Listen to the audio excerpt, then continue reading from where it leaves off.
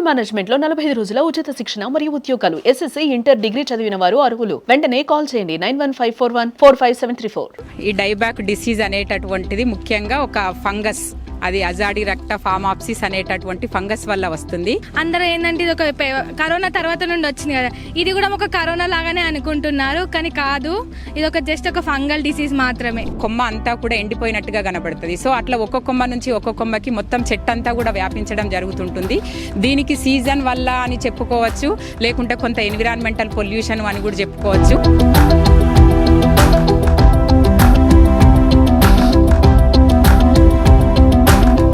వేప చెట్టు అనగానే కూడా ఎన్నో ఔషధ గుణాలను కలిగి ఉంటుంది. చాలామంది కూడా వేప చెట్టును ఔషధంగా కూడా భావించి వాటితో పళ్ళు తోకోవడం కావచ్చు, ఇంకా ఎన్నో కార్యక్రమాలను కూడా వేప చెట్టు ద్వారా కూడా ఎన్నో కార్యక్రమాలకు వేప చెట్టును ఉపయోగిస్తున్నారు. కానీ ఇప్పుడు అదే వేప చెట్టుకు అంతు చిక్కని వ్యాధి వచ్చి కూడా ప్రతి గ్రామంలో కావచ్చు పూర్తిగా కూడా ఒక స్ప్రెడ్ అయిపోతుంది. ఒక వ్యాధి వచ్చి కూడా మొత్తం పూర్తిగా కూడా వేప చెట్టు అనేది ఎండిపోవడం అయితే జరుగుతుంది. ఇదే వేప చెట్టు అసలు ఎందుకు ఎండిపోతుంది, దానికి ఆ వ్యాధి ఏంటనేది కూడా మనం తెలుసుకుంది. ఎందుకైతే ఇప్పుడు డిగ్రీ కాలేజీలో ఉన్నాం, ఇక్కడ కొంత బాటనీకి డిపార్ట్మెంట్కి సంబంధించిన స్టూడెంట్స్ ఉన్నారు, వాళ్ళ యొక్క ఇక్కడ ఉన్నటువంటి లెక్చరర్స్ కూడా ఉన్నారు.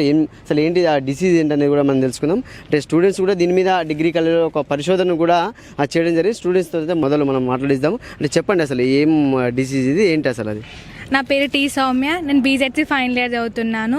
ఇప్పుడు వేప చెట్టు అనేది ఒక విలేజ్ ఫార్మసీ లాంటిది. దానికి ఎన్నో ఔషధ గుణాలు కలిగి ఉన్నాయి. దాని యొక్క ఆకులు కానీ స్టెమ్ కానీ దాని యొక్క ప్రతి ఒక్కటి యూస్ఫుల్ మనకు. అట్లా అంటే దీనికి ఒక డిసీజ్ వస్తుంది, రైతులు కానీ ప్రజలు కానీ ఆందోళన చెందుతున్నారు. అసలు అంత ఆందోళన చెందిన అవసరం లేదు. దాని యొక్క డిసీజ్ ఏంటంటే ఫామాప్సిస్ అజాడి రక్తే అనే ఒక డిసీజ్ వస్తుంది. ఇది మెయిన్గా రెయినీ సీజన్ నుండి వింటర్ సీజన్ వరకు స్ప్రెడ్ అవుతుంది. టీ మస్కిటో అనే మస్కిటోస్ ద్వారా కూడా స్ప్రెడ్ అవుతుంది.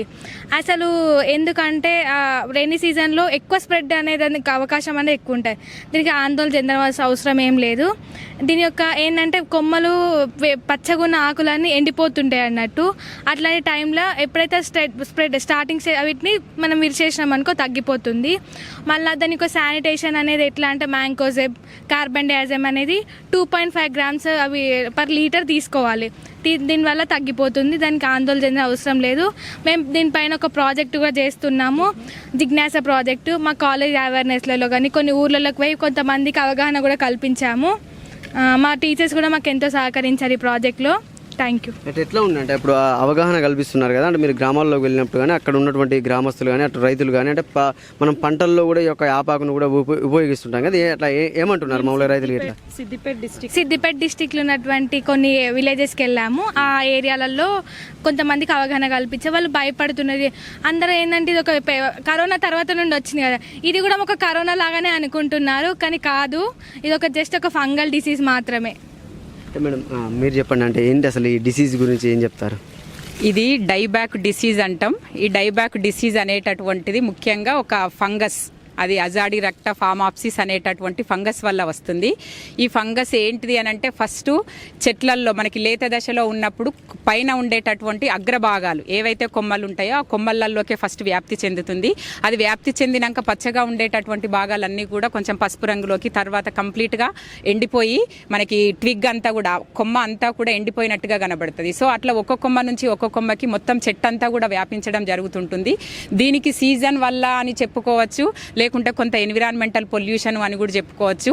మనం మిగతా మొక్కలతో పోలిస్తే వేపను మనం ఇండియన్ హెర్బల్ డాక్టర్ అంటాం. ఇండియన్ హెర్బల్ డాక్టర్ ఎందుకు అనంటే అందులో ఉండేటటువంటి పత్రము, పుష్పము, ఫలము, తర్వాత ఆ సీడ్స్ విత్తనమైనా సరే దానిలో ఉండేటటువంటి బార్కు ప్రతిదీ కూడా మనకి నిత్యావసరాలలో వినియోగించేటటువంటిదే. మనం ఇంట్లో తీసుకునేటటువంటి ఎలా షాంపూలు కానీ, లేకుంటే ఏదైనా ఫేస్ వాషెస్ కానీ, లేకుంటే అల్సర్ కానీ, స్కిన్ డిసీజెస్, ముఖ్యంగా కూడా దీన్ని మనం స్కిన్ డిసీజెస్లో కూడా ఎక్కువగా వినియోగిస్తాం. కాబట్టి ఈ కొమ్మలు మన వాతావరణం అంటే ఇలాంటి వేప చెట్లు మన వాతావరణంలో ఎక్కువగా పెరుగుతాయి.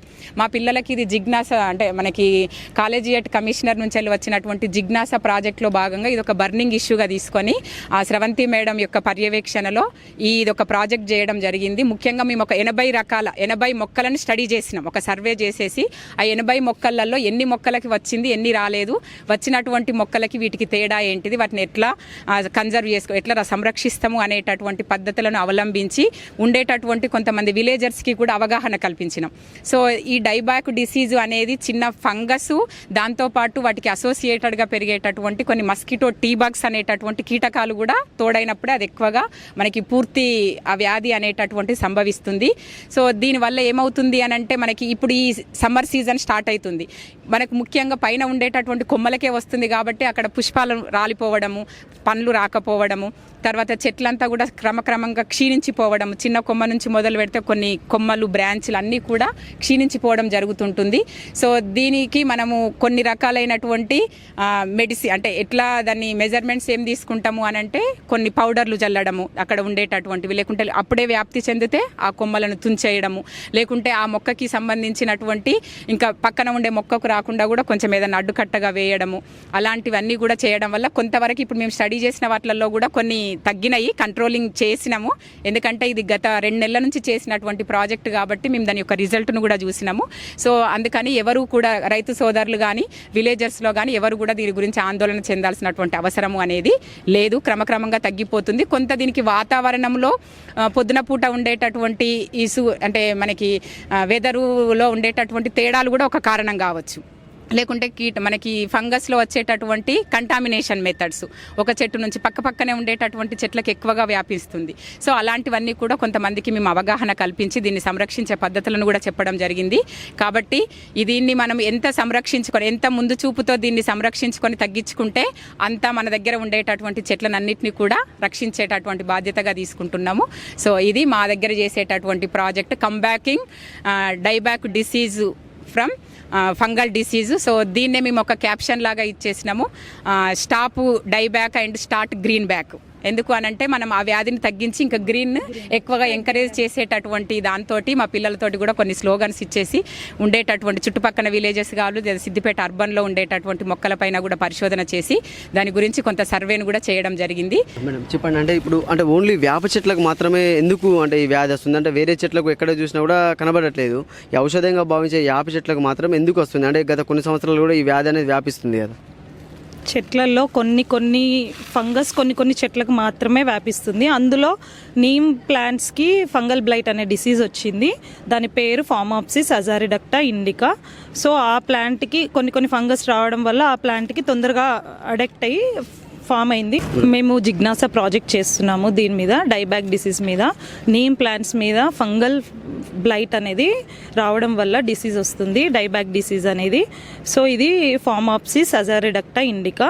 దీన్ని మేము నివారించడానికి ప్లాంట్స్ కొనలని తించేయడం. మరి ఎలా తెలుస్తుంది ఇది ప్లాంట్ కొనలను తించేయాలంటే గ్రీన్ లీవ్స్ అనేది converted into yellow or brown. So ఇలా అవడం వలన దీనికి ఫంగల్ డిసీజ్ వచ్చిందని తెలుసుకున్నాము. మేము స్టడీ ప్రాజెక్ట్లో చేస్తున్నాం కాబట్టి అండర్ మైక్రోస్కోప్లో కూడా చూసి ఫంగల్ డిసీజ్ వచ్చింది అనేసి మేము తెలుసుకున్నాము. దీన్ని ఎట్లా కంట్రోల్ చేయాలి అంటే స్టార్టింగ్ స్టేజ్లో అయితే లీవ్స్ని ట్విగ్స్ని చించేయడం, అదర్వైజ్ ఇంకా ఎక్కువ అయింది అంటే దాంట్లో మనము కార్బండేజియం అనేది స్ప్రే చేయడం, ఆల్కహాల్ చల్లడం వల్ల కంట్రోల్ చేయొచ్చు. మనకి వేప చెట్టు బాగా యూజ్ అవుతుంది కాబట్టి వి కెన్ కంట్రోల్ అనేసి మేము ఈ ప్రాజెక్ట్ చేయాలని అనుకుంటున్నాం. ఆఖరిగా ఏం చెప్తారు ప్రజలకి? ఈ వ్యాధి వల్ల ఎలాంటి ప్రాబ్లం లేదు, ప్రమాదం లేదు, ఓన్లీ నీమ్ ప్లాంట్స్కి మాత్రమే వస్తుంది, భయపడవలసిన అవసరం లేదు. సో అంటే ఈ వ్యాధి వల్ల కూడా ఎలాంటి ప్రమాదం ఉండదు. మనం ఆ కొమ్మల యొక్క ఆకులను తుంచివేసినా కూడా మీది వాటిని తుంచివేసి జాగ్రత్తలు తీసుకుంటే మాత్రం ఇది ఇంకా వ్యాపించకుండా ఉంటున్నట్టు కూడా ఇక్కడ సంబంధించినటువంటి లెక్చరర్స్ అయితే చెప్తున్నారు. కెమెరామెన్ శేఖర్తో సతీష్, సుమన్ టీవీ, సిద్దిపేట.